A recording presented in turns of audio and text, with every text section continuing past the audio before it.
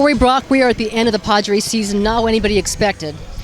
How busy do you expect the Padres to be this offseason? Well, I'm going to go out on a limb, Marty, and say not as busy as they were last year. I don't think anything will ever quite measure up to that.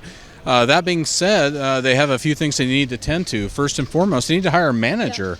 And I think, unlike last year and other years past, you're going to see as many as 10, maybe even 12 teams looking for managers. So there's going to be kind of an early frenzy there. Now, the Padres have said they're not going to let this affect how they go about trying to fill their position. There's not going to be a big push to hire someone quickly for fear of losing someone. They want to make sure they get the right person. But, yeah, the manager, that's going to have to be at the very top of the list. And then you're going to have to work through your off-season wish list as how you're going to get this team over the hump and get them better.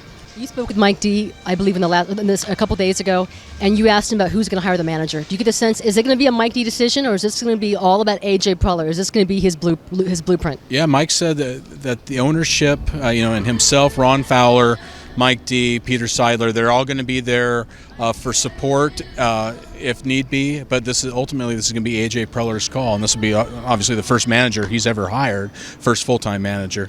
So it's going to be curious to see A.J. go through this process, sort of like last year, going through the first process of building a team not from scratch, but going about assembling a team during the offseason with all the dramatic changes he did. I'm really curious to see what they end up with for a manager. Do you expect the Padres to be in the market for Justin Upton? No, and I just Okay. I never really thought there was much of a possibility there. Now look, they may just surprise us all here and write a fat check for that, but I think Justin's done nothing to diminish his standing as one of the top young players in the game. A guy that's not even 30 yet. He made Petco Park look awfully small at times, Marty. And if you could hit here, you could hit anywhere. So I would suspect he's going to be one of the higher price free agents this year. And I don't know if the Padres make a good faith run at him or make the qualifying offer and then just recoup a draft pick, which I think was always going to be their plan.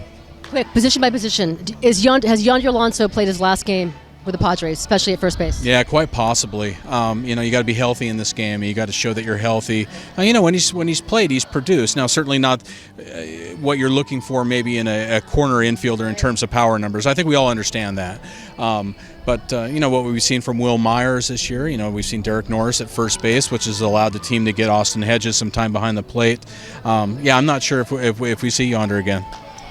Jedd Gyorko had incredible second half production, but do the Padres really think that he is the answer at everyday shortstop? Yeah, he did. Yeah, the bat played better when he came up from El Paso. And if you stack his numbers up, Marty, let's say if he had played the entire year at shortstop and you look at his home runs and RBIs, however, whatever you want to cut those up, if you put stock in RBIs or not, but he's going to rank in the top 5 among National League shortstops in both those categories. This is for a guy that spent three weeks in AAA. Now, the bigger question, and sorry, I didn't mean to bury the lead there, but yeah, can he play shortstop for a full year? Do they think he can? They certainly think he can, more so now than they did a month ago. What do you envision for your outfield? You see Matt Kemp in right field. There's going to be a void when Justin Upton leaves in left field.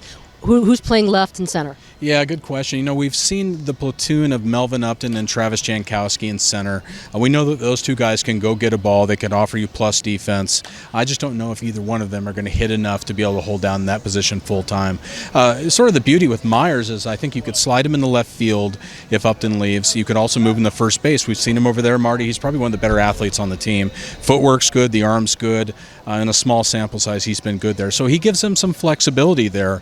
Let's say, if it's more attractive for the team to go out and find an outfield bat, then maybe you move Myers to first. Or if you find a first baseman, you move Myers to left. So I think they have some, they have some ideas what they could do with Wil. I don't think they're dead set on where they're going to have him start next year.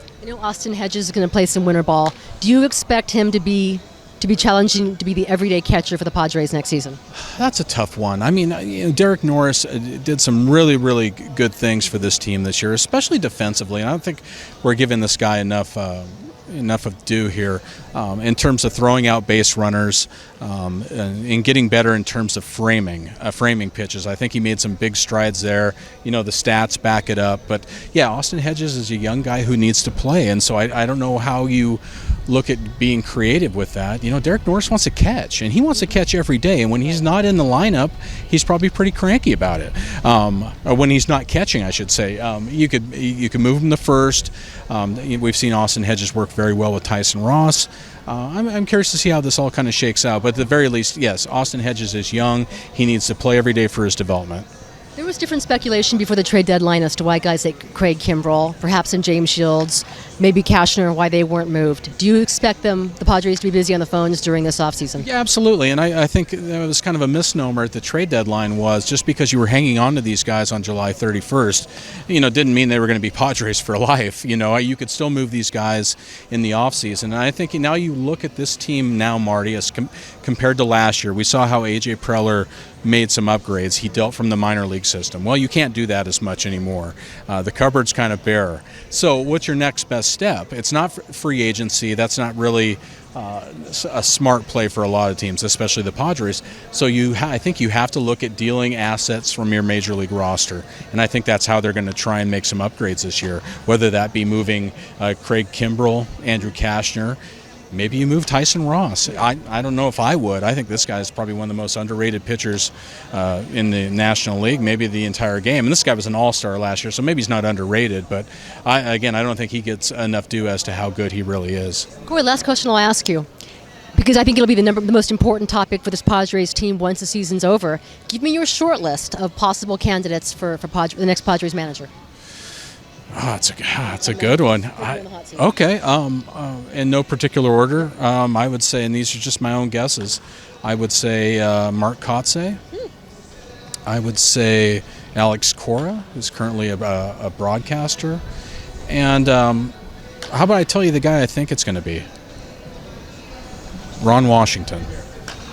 So you stick that in your hat today. That I'm saying the next manager of the Padres is going to be Ron Washington. Put a beer on that, Corey. If you nail this, beer's on me. Beers was that plural or just one? It's come on, 6-pack. I like it.